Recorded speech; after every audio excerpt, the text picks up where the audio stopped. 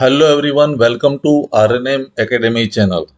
थोड़े समय के बाद मिल रहे हैं स्टूडेंट्स हम, क्योंकि जीटीयू की आपकी एग्ज़ाम चल रही थी तो उसी वजह से हम मिल नहीं पाते थे। तो आज से मैं जीटीयू का ही एक नया सब्जेक्ट स्टार्ट कर रहा हूँ। सब्जेक्ट कोड है 31110006, 31100006, और सब्जेक्ट का नाम है बेसिक मैकेनिकल इंजीनियरिंग। ये सब्जेक्ट सेकेंड सेमेस्टर में आता है। जो स्टूडेंट्स पहले सेमेस्टर में इंजीनियरिंग ग्राफिक्स एंड डिजाइन पढ़ चुके हैं, वो सभी स्टूडेंट्स को ये सेकंड सेमेस्टर में ये सब्जेक्ट आने वाला है। और रही बात, जो स्टूडेंट्स ये सब्जेक्ट पढ़ चुके हैं तो उनको अभी सेकंड सेमेस्टर में इंजीनियरिंग ग्राफिक्स एंड डिजाइन वाला सब्जेक्ट आने वाला है, और उसके सभी चैप्टर्स मेरी चैनल पर रेडी है, तो वो आप रिफर कर सकते हैं। सब्जेक्ट की स्कीम देखें, टीचिंग एंड एग्जामिनेशन स्कीम अगर जीटीयू की, तो टीचिंग स्कीम में LTP मीन्स 3 लेक्चर्स है एक वीक में। टी ट्यूटोरियल कोई नहीं है। प्रैक्टिकल्स के 2 घंटे हैं, तो कुल मिला के क्रेडिट ये सब्जेक्ट की 5 है। 3 hours of lectures, 2 hours of practical, and total 5 credit है। और ज़्यादा क्रेडिट है मीन्स आप समझ सकते हैं कि ये सब्जेक्ट कितना बड़ा, कितना महत्वपूर्ण है या ये कितना इम्पोर्टेंट है। 5 क्रेडिट है इसलिए। थ्योरी मार्क्स में देखें तो 70 मार्क्स का एक्सटर्नल पेपर है, और पीए मीन्स इंटरनल एग्जामिनेशन, जिसको आप मिड सेमेस्टर एग्जामिनेशन कहते हैं, वो 30 मार्क्स की है। और प्रैक्टिकल मार्क्स में भी 30-20 का वेटेज है। ईएसी सेगमेंट 30 का है, और पीए इंटरनल सेगमेंट जो है वो 20 का है।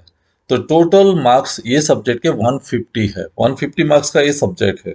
तो बहुत ही महत्वपूर्ण इम्पोर्टेंट सब्जेक्ट है आपके एग्जामिनेशन के लिए भी।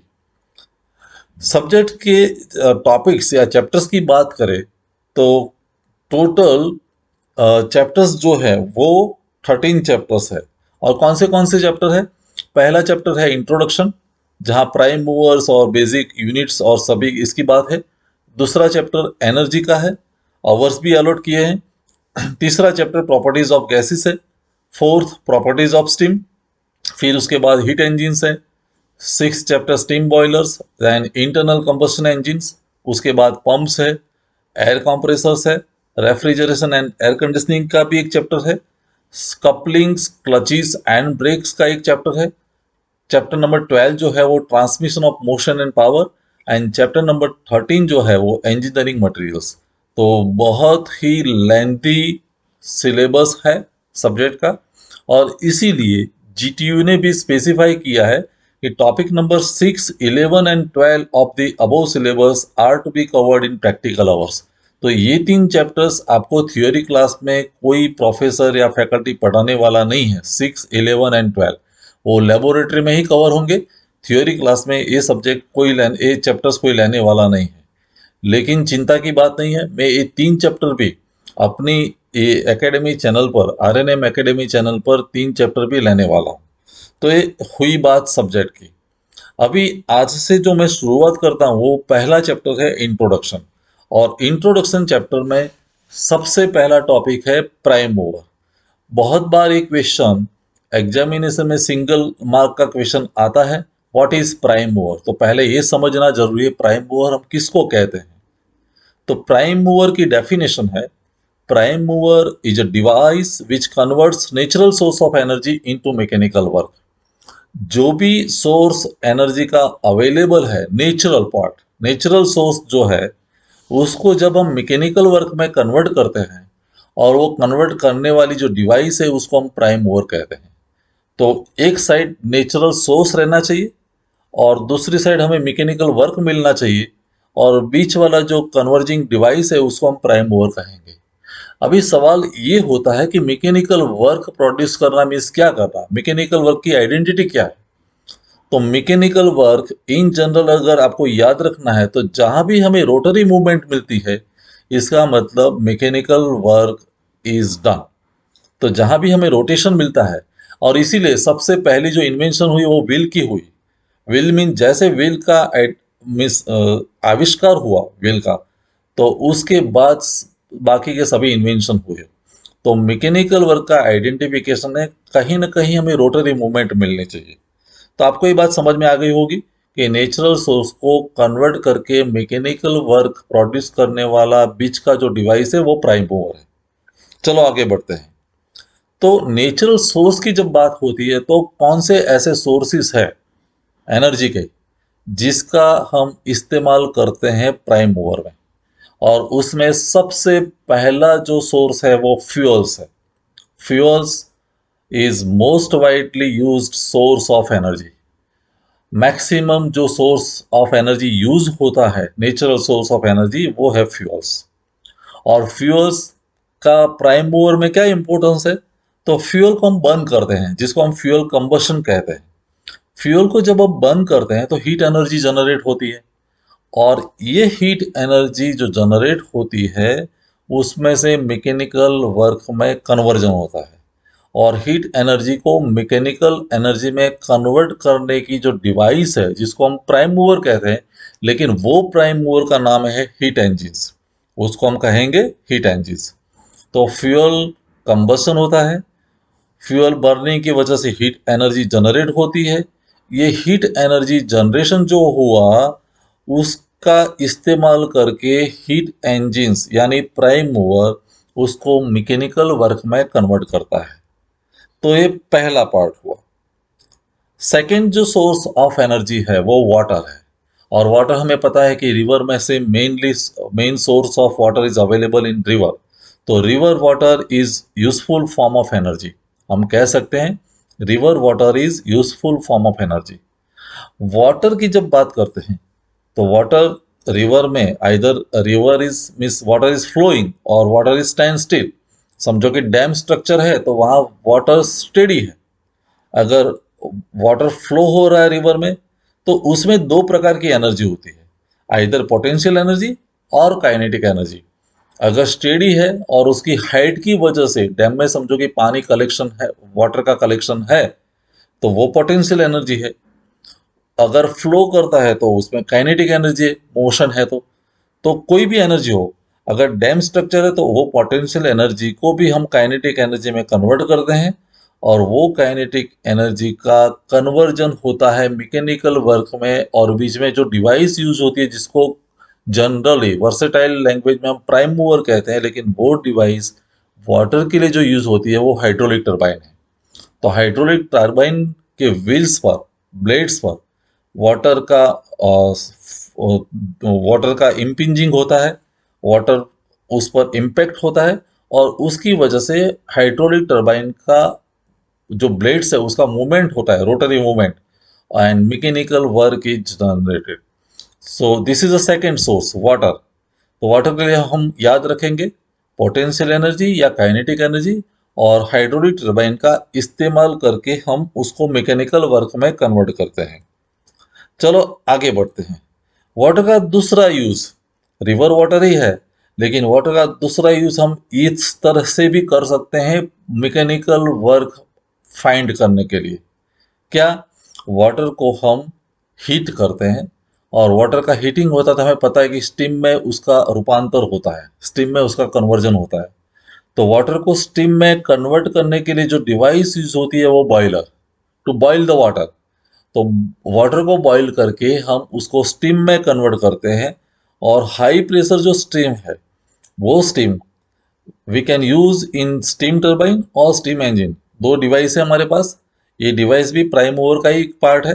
तो स्टीम टर्बाइन हो या स्टीम इंजन, उसमें उसका इस्तेमाल करके फाइनली हम मैकेनिकल वर्क फाइंड करते हैं। तो ये वाटर का इनडायरेक्ट यूज हुआ, वाटर को स्टीम में कन्वर्ट किया, स्टीम का मारा हुआ स्टीम टरबाइन पर या स्टीम इंजन के अंदर, और फाइनली हमें रोटरी मूवमेंट मिला, उसको हम कहेंगे मैकेनिकल वर्क। तो एक दूसरा यूज वाटर का। Okay, third source of energy जो है वो न्यूक्लियर एनर्जी है। न्यूक्लियर एनर्जी जिसको हम एटॉमिक एनर्जी भी कहते हैं, तो उसमें दो प्रकार के प्रोसेसेस है, एक है फ्यूजन एंड दूसरा फिजन। कोई भी प्रोसेस हो न्यूक्लियर में, फ्यूजन प्रोसेस भी हो सकता है या फिजन। दोनों प्रोसेस की वजह से हीट एनर्जी लिबरेट होती है, हीट एनर्जी जनरेट होती है। और हमें पता है कि एटम्स में बहुत सारी हीट एनर्जी इन्वॉल्व है। तो ये हीट एनर्जी जैसे जनरेट हुई, उसी हीट एनर्जी का इस्तेमाल हम फ्यूल की तरह करते हैं बॉयलर में।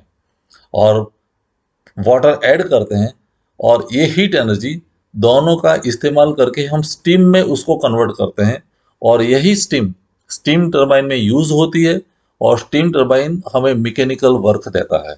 तो फाइनली हमें मैकेनिकल वर्क मिलता है न्यूक्लियर एनर्जी की वजह से।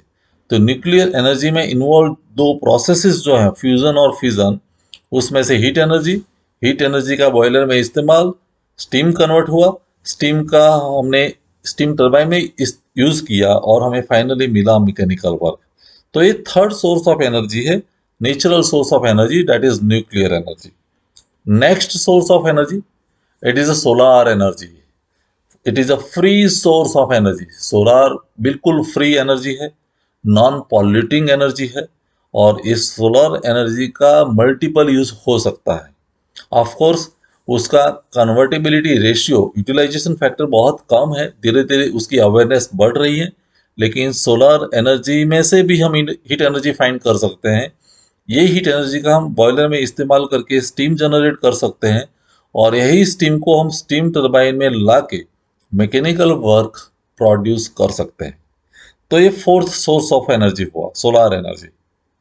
सोलर एनर्जी का एक और यूज, वो फ्री सोर्स ऑफ एनर्जी है, लेकिन सोलर एनर्जी का दूसरा यूज ये है कि हम फोटोवोल्टिक सेल लगा के सोलर एनर्जी का डायरेक्टली इलेक्ट्रिकल एनर्जी में भी कन्वर्जन कर सकते हैं।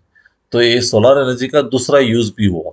फोटोवोल्टिक सेल लगाते हैं, और फोटोवोल्टिक सेल में से सोलर एनर्जी का कन्वर्जन होता है इलेक्ट्रिकल एनर्जी में। नेक्स्ट बात आती है विंड एनर्जी की, फिफ्थ सोर्स ऑफ एनर्जी।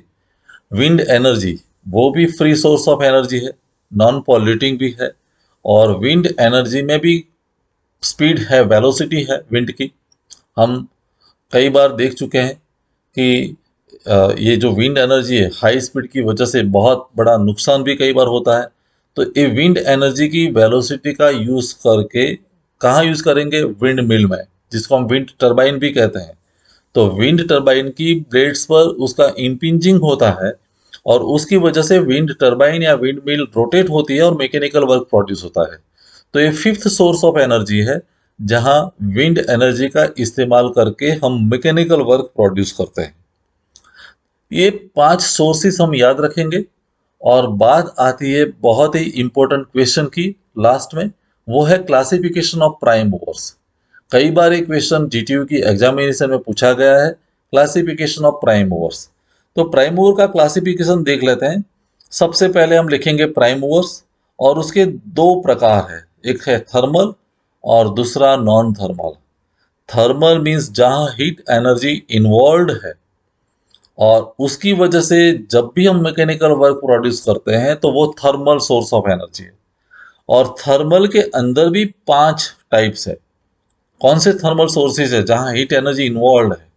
तो एक है फ्यूल्स, दूसरा है न्यूक्लियर, तीसरा जियोथर्मल, फोर्थ है बायोगैस, एंड फिफ्थ है सोलर एनर्जी। फ्यूल्स हमने बात कर दी, ये फ्यूल्स में कोल भी हो सकता है, ऑयल भी हो सकता है, ये कोई भी, चाहे हमारा पेट्रोल हो, डीजल हो, वो फ्यूल्स है। तो फ्यूल्स बर्निंग की वजह से हीट एनर्जी जनरेट होती है, और ये हीट एनर्जी का कन्वर्जन होता है मैकेनिकल एनर्जी में। और ये जो डिवाइस होती है उसको हम कहते हैं हीट इंजिन्स। फ्यूल्स का इस्तेमाल करके जो प्राइम मूवर मैकेनिकल वर्क देता है, उस प्राइम मूवर को हम कहते हैं हीट इंजन, वो डिवाइस है। हीट इंजिन्स भी दो प्रकार के हैं। अगर उसका भी फर्दर क्लासिफिकेशन देखें हम, तो एक है एक्सटर्नल कंबशन इंजिन्स, और दूसरा है internal combustion engine. External combustion means जहां कंबशन मीन्स उसका दहन, बर्निंग बाहर की साइड होता है, तो उसको हम कहेंगे एक्सटर्नल कंबशन इंजिन। और एक्सटर्नल कंबशन इंजिन्स 3 प्रकार के हैं। एक है स्टीम इंजिन्स, आप कई बार स्टीम इंजन भी देख चुके होंगे ट्रैक पर, अभी ऑब्सोलेट है लेकिन स्टीम इंजन। दूसरा है स्टीम टरबाइन, जहां भी हम बाहर बर्निंग करते हैं फिर उसका यूज करते हैं, तो स्टीम टरबाइन। और तीसरा है क्लोज्ड साइकिल गैस टरबाइन, जहां नेचुरल गैस भी यूज हो सकता है फ्यूल की तरह, और कोई और भी गैस हो सकता है। तो ये जो 3 हैं वो एक्सटर्नल कंबशन इंजन के सब टाइप्स है। बात आती है इंटरनल कंबशन इंजिन्स की। तो उसमें दो टाइप्स है, reciprocating IC engines means continuous piston cylinder में रेसिप्रोकेट होता है और मैकेनिकल वर्क हम फाइंड करते हैं। और दूसरा है open cycle gas turbine. Open cycle gas turbine एक रोटरी टाइप इंजन है जहां भी हमें मैकेनिकल वर्क मिलता है फाइनली। तो ये सभी प्रकार हुए फ्यूल्स के कैटेगरी में। दूसरा है न्यूक्लियर पावर प्लांट। हमने देखा फ्यूजन और फिजन दोनों की वजह से हीट एनर्जी इन्वॉल्व हुई, स्टीम जनरेट हुई और स्टीम में से फिर हमें मैकेनिकल वर्क मिला। जियोथर्मल एनर्जी, जियोथर्मल मींस अर्थ के अंदर बहुत सारी हीट एनर्जी समाविष्ट है और ये जियोथर्मल एनर्जी का भी इस्तेमाल करके हम मैकेनिकल वर्क या मैकेनिकल पावर फाइंड कर सकते हैं, वो भी नेचुरल सोर्स है। फोर्थ है बायोगैस। बायोगैस पावर प्लांट, हम जानते हैं बायोगैस प्लांट की वजह से भी हम उसका इस्तेमाल करके बहुत सारा मैकेनिकल वर्क प्रोड्यूस कर सकते हैं। और लास्ट सोर्स, मेजर सोर्स जो है वो सोलार एनर्जी। ये सभी में कहीं न कहीं हीट इन्वॉल्व है, इसीलिए उसको हम कहेंगे thermal source of energy for prime movers. और जो नॉन थर्मल जो है उसमें एक है वाटर जहाँ हीट इन्वॉल्व ही नहीं है। दूसरा है टाइडल पावर मीन्स सी, समुद्र के अंदर या सी में जो टाइड्स होते हैं उसका पावर का इस्तेमाल करके हम मैकेनिकल वर्क फाइंड करते हैं। और तीसरा है विंड। तो नॉन थर्मल में हम तीन कैटेगरी याद रखेंगे, वाटर, और वाटर में से भी जो हम मैकेनिकल वर्क फाइंड करते हैं जो डिवाइस का नाम है वो हाइड्रोलिक टर्बाइन है। टाइडल पावर में मैकेनिकल वर्क फाइंड करने के लिए जो एस्टैब्लिशमेंट करते हैं वो टाइडल पावर प्लांट है। और विंड में हो, विंड मिल में है तो विंड टर्बाइन प्लांट या विंड मिल्स। तो ये हम याद रखेंगे। तो ये क्लासिफिकेशन ऑफ प्राइम मूवर्स हुआ। आप इसका स्क्रीनशॉट लेके भी ये क्लासिफिकेशन याद रख सकते हैं और प्रिपेयर कर सकते हैं एग्जामिनेशन के लिए। तो ये बहुत ही शॉर्ट टॉपिक से मैंने शुरुआत की है पहले चैप्टर की। Thank you for watching, thank you very much. मिलते हैं अगले वीडियो में। अगर आपको ये वीडियो पसंद आया है और आप मेरी चैनल पर नए हैं तो प्लीज मेरे चैनल को लाइक कीजिए, शेयर कीजिए और सब्सक्राइब जरूर कीजिए। Thank you very much.